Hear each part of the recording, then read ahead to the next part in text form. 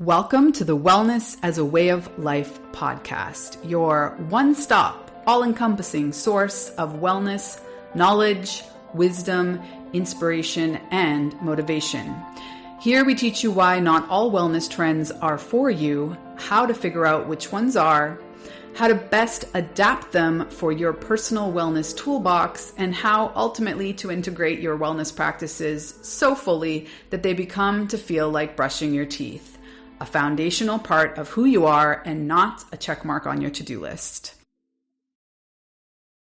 Welcome back to Wellness as a Way of Life. Today, I wanted to talk a little bit about some of my regrets as a wellness leader and really just riffed a little bit more on why I truly know and believe that there is no one-size-fits-all wellness, and how much sometimes I very gingerly have to strongly disagree with other experts, some of them closer to home than others, that make statements such as stop doing this one thing, or stop waking up at this hour, or stop eating. Like, some advice that might be true for some people might be true for a certain gender in a certain age bracket, with a certain, time of year, season, in a certain place of the world, etc. I think there's just needs to be so much more nuanced. And one of my regrets as a wellness leader is just not trusting this inner knowing that I had quite early on. My journey was first in discovering that there's no one-size-fits-all yoga, even though I was taught in a very dogmatic way. It didn't become sustainable for me to think of being a yogi for life without making it my own. And sure, I had brilliant teachers along the way that maybe encouraged me to make my practice personal on some level. But there was still some hard and fast rules that, if you had drilled down and asked, essentially I would have been delivered a response that, that's not pure, that's not, you're not a true yogi, etc. And I just, disregarded that over time. It took me years to sort of have enough courage, I think, or certainty in my own experience, trust and confidence to say, you know what? I've been doing this for 15 years and I can speak to the benefits of yoga.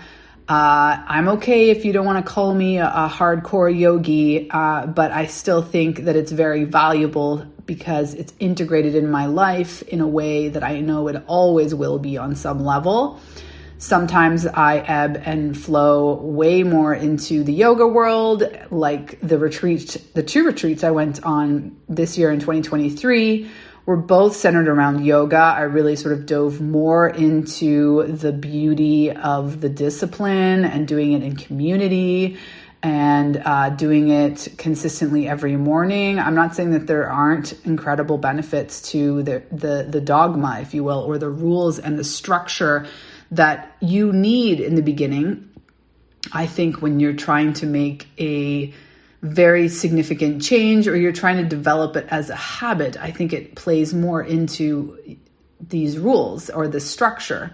So if you're an absolute newbie to something, sure, get a good introduction. I would also get an introduction from multiple perspectives. Don't just trust one teacher or one quote unquote expert.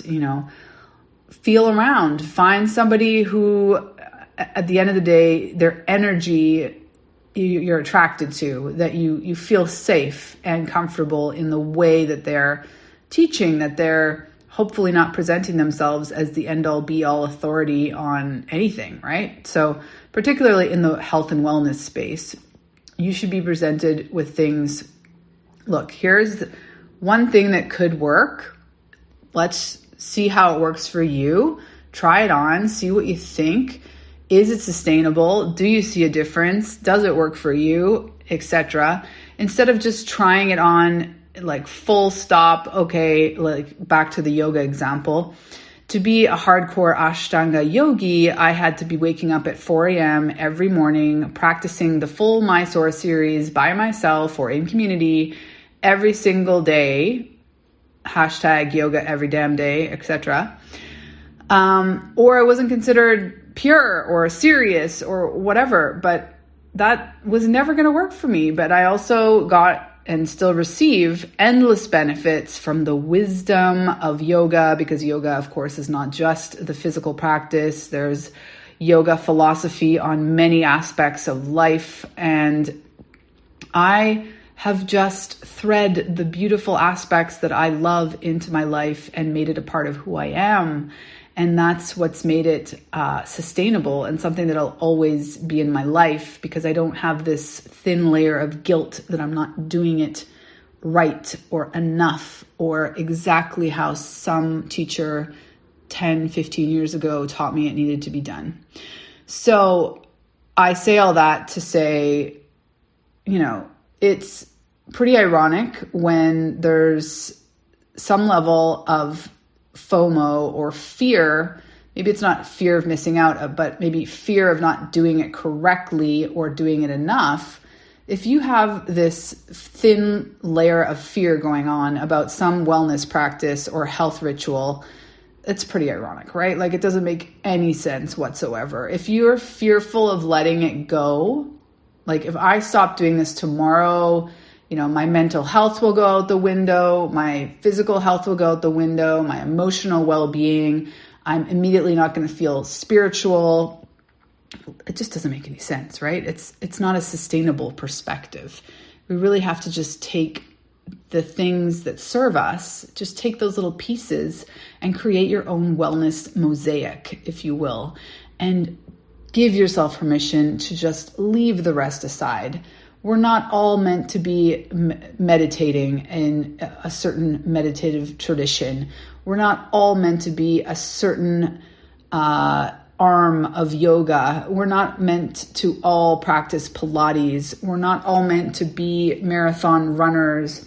We're not all meant to be plant-based. We're not all meant to be I'm gonna take that one back.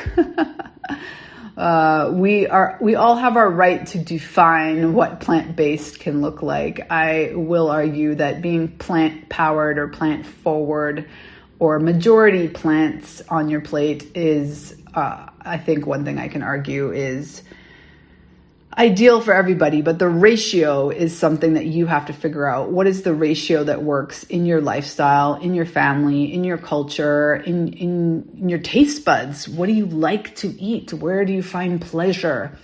And finding a way to make all of that ebb and flow. So bottom line is, one huge problem I see in the wellness coaching industry is there's too much focus on dramatic quick fix changes, right? We exist in a culture that wants to see immediate, or if not immediate, within 21 days, absolute 100% transformation. Sure, you can get a lot accomplished. You can see major changes in 21 days of harsh pivots in all of your habits. But if you're not paying attention to what's going on, taking notes, really figuring out how are these changes making you feel, not just physically, that is a major one. And lots of people just want to feel better physically, or oftentimes you start with finding a better physical experience, and that sort of has a ripple effect into improving your emotional and your mental and maybe your spiritual experience or state, inner states. I think that's completely valid. But if you're doing a very strict shift in lifestyle habits in a short time frame with the expectation that all of these changes are going to stick, I think most people go into it, they do, like a 21-day detox. It's a wellness wash diet. Let's face it. They're just restricting to then go back to some sort of whatever they consider normal. Most people aren't taking on a 21-day challenge with the idea that they're going to keep it up at that level. But what can be really informative with these, quick fix 20, the challenges where you make dramatic changes, or even when you go on a retreat and it's sort of like you're all in for a certain amount of time, is really paying attention to your experience, not just physical, but how are you emotionally shifting, mentally, what's going on? And you might notice that a lot of your cravings for something that you thought you couldn't live without, or maybe have an addiction towards, be it sugar, caffeine, meat, cheese, your telephone, your social media, Netflix, what have you. You think you can't live without it. Just really being much more observant with how you're craving it when you completely take a break. Is it when you're when you're just exhausted, you're bored, you're looking for connection, essentially. You want a quick dopamine hit. Like, what is actually going on? And when you have this deep level of awareness around your habits, it's so much easier to change them in the long run, and change them in a way that you drip out these positive shifts over time. And that's how it becomes ultimately sustainable. We need more focus in the wellness industry on building aligned custom blueprints or plans with sustainable ebb and flow practices. So, maybe you have like a wellness routine that you love that works in the summer, but then you need to switch it up in the fall. And then maybe again in the winter when you can't go outside at all, or when you're living in a different part of the world, or you want to be more indoors, or in the spring, okay, you want to be more outdoors again, but it's not quite warm enough to do something in water. There needs to be this permission to make it your own and make it seasonal, ebb and flow with the seasons, with your lifestyle. Like maybe you travel X amount of days of the year, and you need something that sort of accompanies you on a travel, your travel wellness kit, if you will, which doesn't have to be a physical thing, of course, but just a modified plan or a version of wellness that you find that supports you, but zero judgment, right? Because at the end of the day, if there's a layer of judgment on top, it's just not sustainable, and it's ironic and counterproductive because you are stressing yourself out over your wellness, right? Makes no sense. So just ask yourself, are you feeling pulled in a million directions when it comes to what you need to be doing for your health and wellness? Because ultimately you need to really just pick a few things, just a few little things that you're focusing on in this season. Let's say maybe you want to thread in some sort of mindful practice, which can be as simple as just actually sitting down and drinking your tea or coffee in the morning and looking out the window, observing nature, not scrolling. Like that's a major shift. You get that solid and sustainable, again, doesn't have to be, I didn't do it every single day, so it's not working. No, just do it when you remember to do it and feel good about the fact that you remembered to do it. And forgive yourself. It's not about an all or nothing approach. It's really, really, truly not. That's for me where wellness needs to be sustainable, inspired.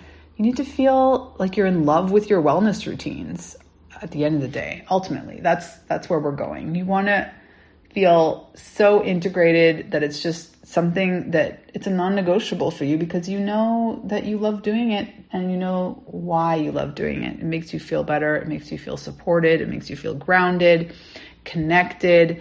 And again, we're so busy. You can't be focusing all these things at the same time. So what could you dial down? What could you dial down the intensity on? And I bet you it's going to be just as effective if you're doing it 3 days a week instead of 6, or you're doing it 20 minutes a day instead of an hour. Like, what can you dial down and carve out some time to do nothing, to rest? Because that is the number one thing that I'm seeing people are missing in their lives. Not only the space to do nothing, but the permission when they're actually presented with a moment to do nothing.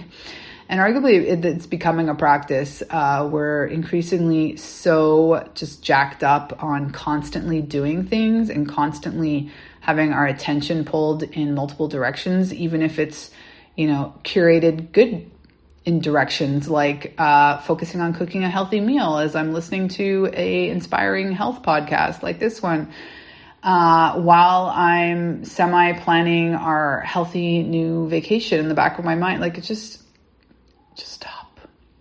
Just do less. Just feel into the season. What is this season telling you? Right now we're in fall. It's shedding. It's shedding what no longer serves. We're getting ready to go into deep hibernation and rest. So lots to think about. I know that one thing I can help you with is think, what is one wellness idea, trend, practice, or rule that never served you or no longer serves you? Just let it go. Just let it fall like the fall leaves away, and live your life without it for a while and see how you feel. You can always bring it back in, but it might surprise you that doing it never or a lot less is actually just as effective, if not more effective. So I'll leave you with that. Thanks for listening. I hope you have a good one. Hey there. One last thing I wanted to share with you. If you're enjoying this podcast, it would mean so much to me if you could rate and review it on your favorite podcast platform.